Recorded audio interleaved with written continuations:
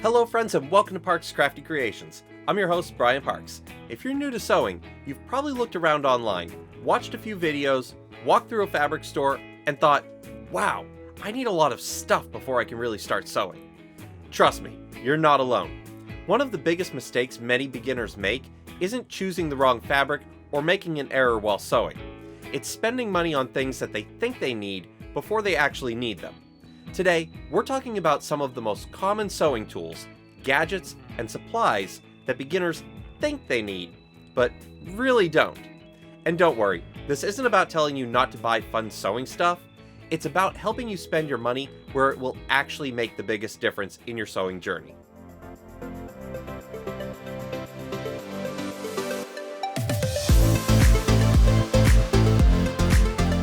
If you enjoy this content, be sure to give us a like down below, as it really does help out the channel.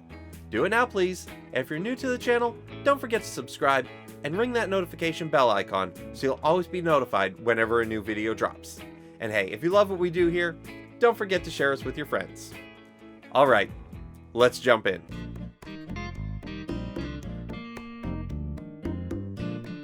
If you've ever looked online, you've probably seen these giant kits that come with 20, 30, or even 50 different presser feet.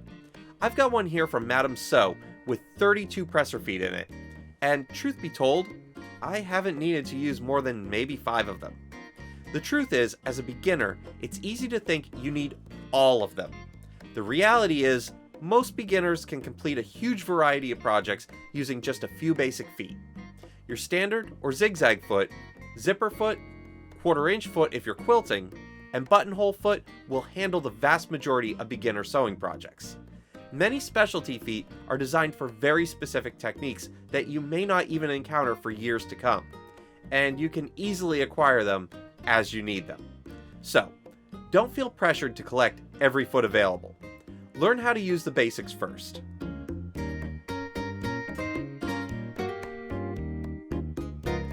This one surprised me when I first started sewing. I thought I needed thread that perfectly matched every piece of fabric I purchased. So naturally, I started collecting thread. And I kept collecting. And I kept collecting. Before I knew it, I had a lot of thread and very little experience. The truth is, a handful of neutral colors can handle most beginner projects. Black, white, gray, beige, and navy will get you through an incredible number of projects. In fact, to this day, most of the time I default to one of 2 colors if the thread isn't going to be seen. Black if I'm sewing on dark fabric, white if I'm sewing on light fabric. Really, the only times I color match my thread is when it's going to be visible, such as with top stitching. And even then, I'll often buy a small spool because unless it's a color I use regularly, it's probably going to sit around for quite a while. Instead, I invest in larger spools of neutral colored thread and use those for the majority of my projects. And guess how many people have ever actually noticed, including other sewists who were giving my work a critical eye. Yeah. As your sewing grows and your projects become more specialized, then you can expand your collection. But in the beginning, you really don't need an entire rainbow sitting next to your sewing machine. It's more than likely going to sit there collecting dust for a long time to come.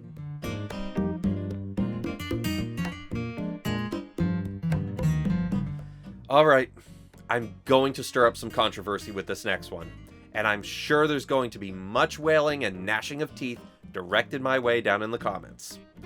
But you don't need a giant fabric stash when you're just getting started. Now, yes, it's true, fabric is fun. Really fun. But sometimes buying fabric and sewing fabric feel like 2 completely different hobbies. Beginners often fall into the trap of buying fabric before they have projects planned. Then, months later, they're staring at shelves full of fabric, wondering what they're actually going to make with it. In fact, the members of my mom's quilting club are often bringing in stashes of fabric they've never used and eventually realized they never would. And that's money that could have gone towards things that actually improve your sewing, like classes, lessons, or simply more time actually making projects. And here's the funny thing. I know people with enough fabric to last 3 lifetimes, and many of them will tell you the exact same thing. If they could go back and do it over again, they'd probably buy less fabric and spend more time actually sewing it. Instead of building a giant stash right away, try buying fabric for specific projects. You'll learn more, you'll spend less, and you'll avoid ending up with fabrics that eventually no longer match your style or taste. And honestly, your future self will probably thank you.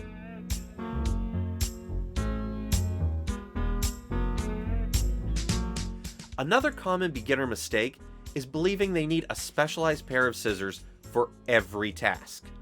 Fabric scissors, embroidery scissors, applique scissors, curved scissors, decorative scissors, thread snips, and the list goes on, and on, and on. Now, specialized scissors absolutely have their place, but when you're just starting out, a good quality pair of fabric shears and a small pair of snips can handle most of what you'll be doing. If you don't do embroidery, there's no reason to buy embroidery specific scissors. If you don't do applique, there's no reason to buy applique specific scissors. Honestly, even if you do, a good pair of snips will work perfectly well while you're learning. Focus on quality over quantity. One good tool is often more valuable than 10 tools you rarely use.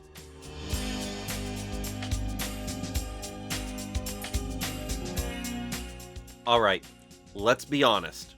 Social media is really good at convincing us we need things. Every week, there's a new gadget that's supposedly going to revolutionize sewing forever. A magical measuring tool, a miracle seam guide, or, my personal favorite, the must-try sewing hack. And while some gadgets are genuinely useful, many are solving problems beginners don't even have yet.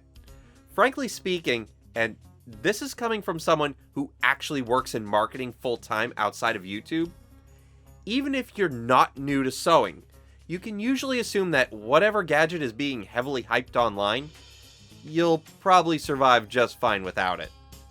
Social media is really good at creating a problem you didn't know you had, and then selling you the solution 5 seconds later.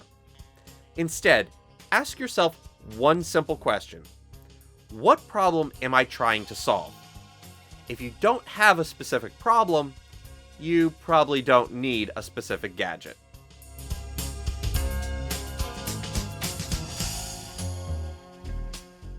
Let's talk about one that surprises a lot of people. The dress form. Many beginners believe that once they buy a dress form, all of their fitting problems will magically disappear. Unfortunately, that's not how it works. Most commercial dress forms don't perfectly match your body.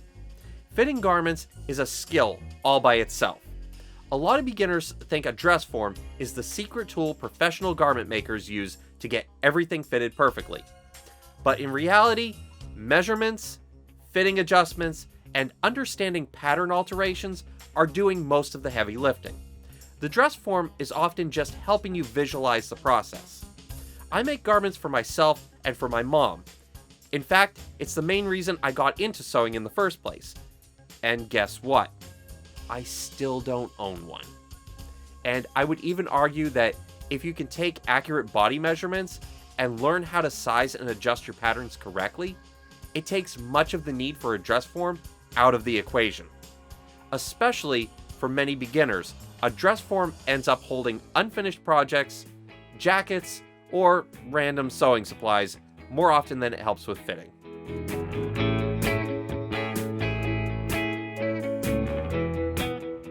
Now, before anyone panics in the comments, let me be clear. I love my serger. They can be fantastic machines, but beginners often think they're required. They're absolutely not. For years, people have made beautiful garments without ever owning a serger. You can finish seams using a zigzag stitch. Combine that with an overcast foot, and you can mimic the look and finish of a serger pretty well. I did this for years, and honestly, I still do at times, especially when I need to get into a spot that's difficult to serge without risking damage to the project. You can also use pinking shears. There are a wide variety of seam finishes depending on your project. A serger is a wonderful convenience tool, and I emphasize convenience, but it's not a requirement for learning to sew. If you're a beginner, don't feel like you have to rush out and buy one right from the start. You don't.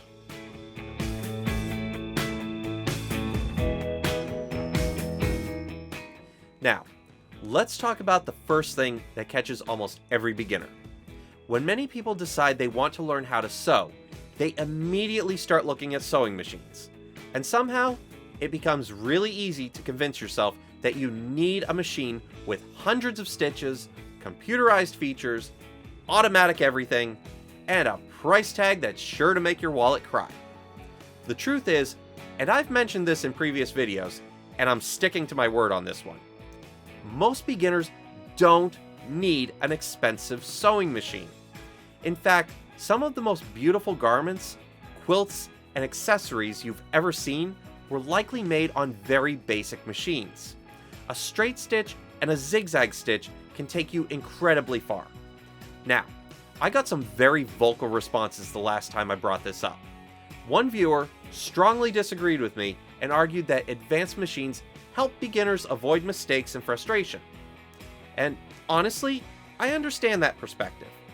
But my view is that many of those challenges, thread breaks, tension issues, machine control, troubleshooting, are really part of learning sewing itself rather than limitations of a basic machine.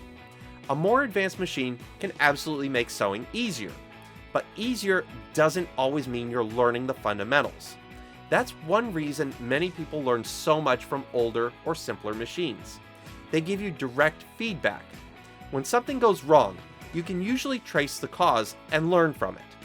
Now, am I saying a high-end machine isn't wonderful? Absolutely not. They can be fantastic tools, but they aren't what makes someone a good sewist. Practice, patience, and understanding the basics will improve your sewing far more than spending thousands of dollars on a machine.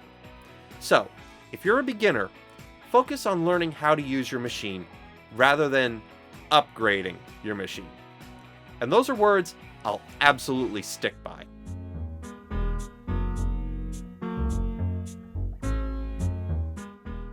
Finally, let's talk about sewing spaces.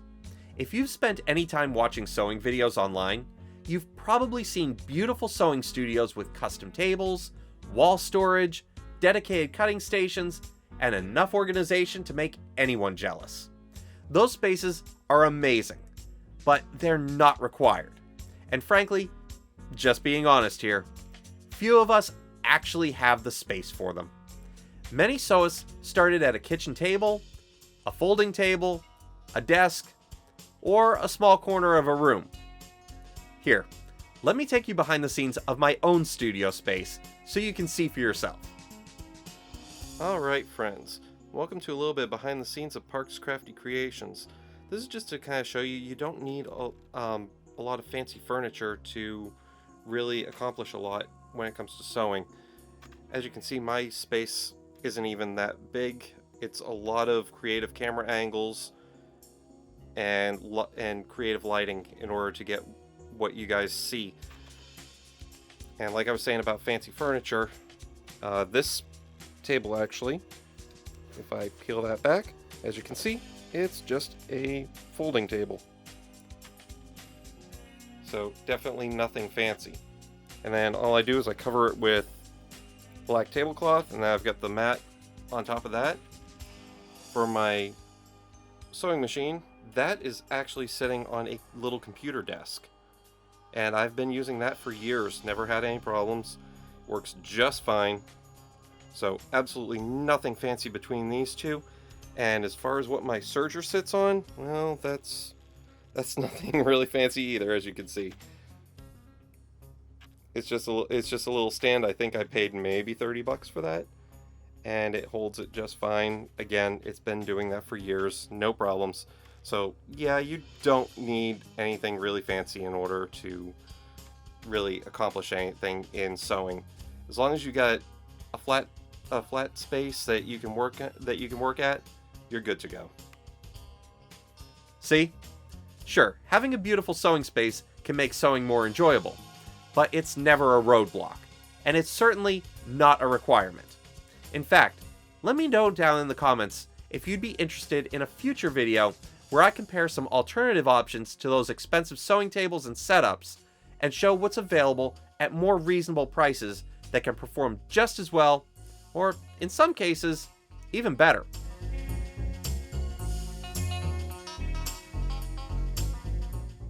So, after all of that, what do beginners actually need? Honestly, the list is a lot shorter than you might expect. You need a reliable sewing machine. Keyword here is reliable. That does not necessarily translate to expensive. I'll die on that mountaintop. A good pair of fabric scissors, quality thread in a few neutral colors, pins or clips, an iron, a seam ripper, if you're quilting, a rotary cutter, self-healing mat, and straight edge, and most importantly, practice. The biggest improvements in your sewing won't come from buying more tools. They'll come from sitting down, making projects, making mistakes, learning from them, and continuing to sew. Because every experienced sewist you admire today started exactly where you are now. Now, I'd love to hear from you. What's something you bought when you first started sewing that you thought you absolutely needed, but rarely or never actually used today? Let me know down in the comments below. If you enjoyed this video, don't forget to give it a thumbs up, subscribe to Parks Crafty Creations, and share this video with a friend who's just getting started with sewing. And remember, sewing isn't about having the most tools. It's about using the tools you have to create something you're proud of. Thanks for sewing with me today. I've been Brian Parks for Parks Crafty Creations. Happy sewing, and I'll see you next time.